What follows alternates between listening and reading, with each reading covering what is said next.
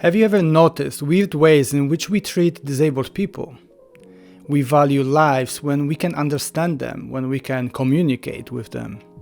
Otherwise, we are quick to disregard their inner life, their potential for thought, or capacity to feel sensations and emotions. This topic hit me hard when watching recently a Polish movie called Life Feels Good. The film is about a boy who was born with a brain damage. After a few tests in his childhood, he was deemed by medical institutions a quote-unquote vegetable. Interestingly, the narrator of the movie is the boy himself. Thanks to that, we know what he feels, we know what he thinks and what he tries to communicate. We see his perception, we hear how he views the events in his life as they happen. Thanks to such narration, we are aware that he tries to communicate with others and know that he is simply not understood in his attempts to do so. The movie's premise seems quite sad if you think about that, but actually the boy is quite lucky despite his unlucky condition that he is born with. He was raised by a family that where both parents were loving him and his siblings were quite nice to him as well.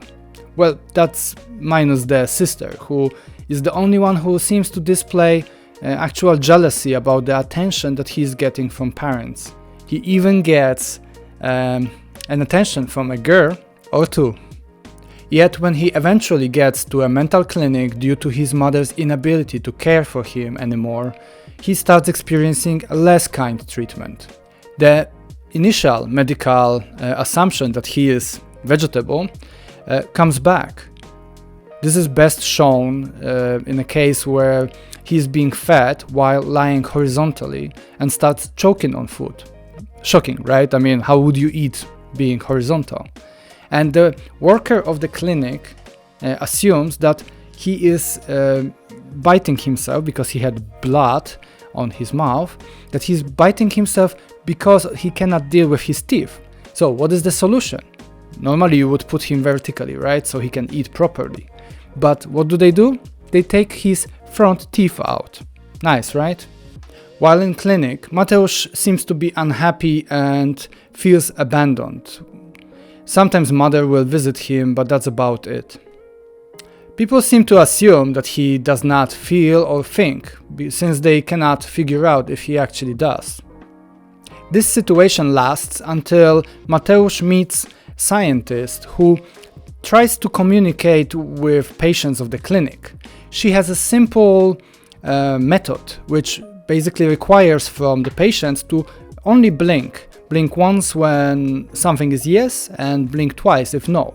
And she has a notebook with different signs which correspond to different words and meanings. And this scientist figures out that Mateusz actually can think, feel and communicate with others. And so everyone around him starts to appreciate him more. They finally figure out that he can think, he actually has feelings, and they are finally able to understand him. So he is being treated better. He gets his own room, he even gets a telescope so he can watch stars. Finally he is being understood and everybody around him appreciates him for who he is. Now let's pause here for a moment and ask ourselves a very important question. What the actual fuck? At this point I was getting absolutely frustrated. Not frustrated with the boy, naturally, but with everybody around him and the whole premise of this movie. It's not about him and his emotions. Nobody focuses on that. What we focus, and I think it applies to our society as well, we focus on our ability to be understood and to understand the others. So if we cannot understand them, then we disregard their inner life. We assume they don't feel, we assume they don't think. We basically treat them like non-important. Their lives value less to us than if we could understand them. Plus the entire assumption that our lack of understanding of others is some indication of their intelligence, their ability to feel, the capacity to suffer. This is ridiculous. And I think it shows a bigger problem in our society. See, the main character of this movie, He could feel since he was born, he could think since he was born. Basically, all throughout this movie, we know that he's there, he's present, and he responds to the events around him. He can suffer, right? But those around him, since they could not understand him, assumed that he cannot. And here we see the consequences of making such an assumption. So here comes a very important, a critical question. Why would you even assume that a living being is unable to feel? The risks of such an assumption are tragic, can be tragic. Say you are wrong, you assumed a living being does not feel, but they do. The consequence of this is you causing an immense amount of pain and suffering to that living being. On the flip side, say you assume that someone feels, yet they are unable to. What are the risks of such an approach? In the worst case scenario, your actions, such kind actions, were simply not appreciated by the recipient of the action. That's all the risk there is. You were nice when you didn't have to be. I believe it prompts an important question. Why do people act not nice to those they assume do not feel, think, or can suffer?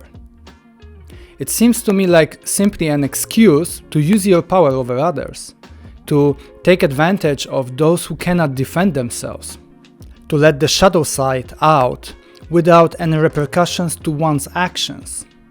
People with disabilities tend to be vulnerable, and due to this vulnerability and lack of potential repercussions of one's actions, some do choose to take advantage of them, to act unkind and harm those they can.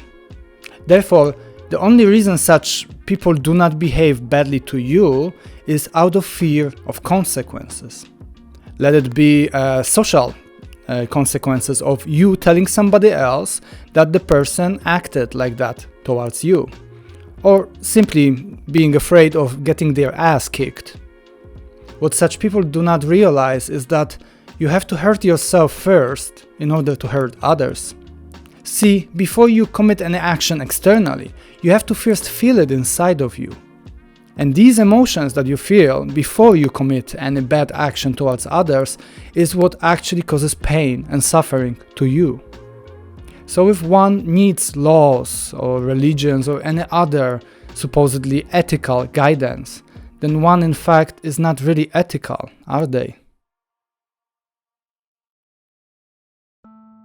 Now, you probably think that you're not like that. You could not possibly act in such a way to take advantage of those vulnerable.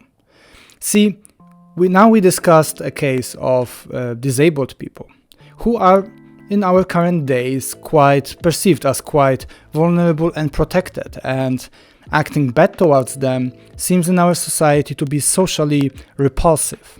But the same type of discrimination and assumption happens every day towards animals.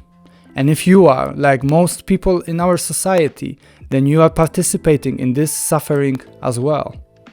So many assume that animals don't think, don't feel, that they are unable to suffer. Or we degrade these animals to a status of property, calling them livestock. And when I speak about animals, I do not mean merely pets like dogs and cats, like most of people do in our society. I am speaking about cows, pigs, sheep, chickens, birds, bugs, fishes. We should always assume that they feel pain just like we do. Because true ethical behavior does not come from law or religion. It comes from appreciation of other creatures' suffering. Real ethical approach comes from restraining yourself from using your power over others, even when there are no consequences of doing so. That's what real compassion is. It's easy to be ethical when there are systems in our society created to prevent immoral acts. But on the flip side, it's hard to be ethical when the whole society accepts certain immoral behaviors.